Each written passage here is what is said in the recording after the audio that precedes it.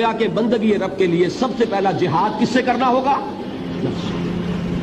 اچھا نفس اکیلا نہیں ہے، اس کے پیچھے ایک بہت بڑا بدماش ہے، وہ شیطان لعین، وہ اسے اکساتا رہتا ہے، پھونکے مارتا ہے، الذی یوسوس فی صدور الناس، اشتعال پیدا کرتا ہے، پٹیاں پڑھاتا ہے، برائی کو مزین کرتا ہے، بے حیائی کو فیشن کا نام دیتا ہے، ناچ گانے کو وہ کلچر کا نام دیتا ہے، یہ سارا کچھ کر رہا ہے۔ تو اگر شیطان سے مقابلہ نہیں کر سکیں گے تو اللہ کی بندگی کر سکیں گے؟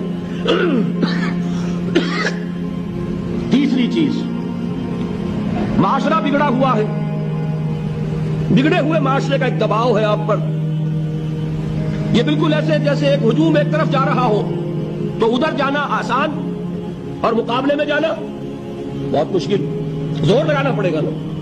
تو معاشرے کا رخ کچھ اور ہے، آپ کا رخ کچھ اور ہے، معاشرہ نہ خدا کو جانے نہ رسول کو جانے، آپ چاہتے ہیں اللہ اور اس کے رسول کے حکم پہ چلنا، کشمکش کرنی پڑے گی کہ نہیں؟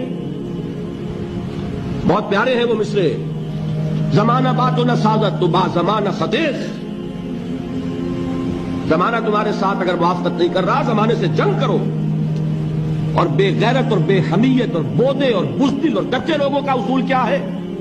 زمانہ بات و نہ سازت تو با زمانہ بے ساز، زمانہ تمہارے ساتھ موافقت نہیں کرتا، بھائی تم زمانے کے رنگ میں لگے جاؤ۔